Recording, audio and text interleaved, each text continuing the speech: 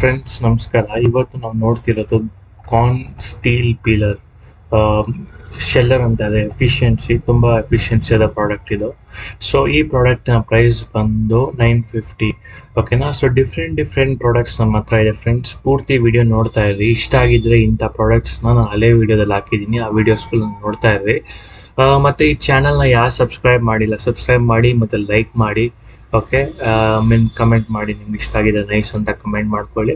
Okay, different unique products ಇದೆ friends. ಇದು ಬಂದು ನಾನ್ it's not machine, it's just an equipment ಇರುತ್ತೆ, ತುಂಬ ಸ್ಟೀಲು.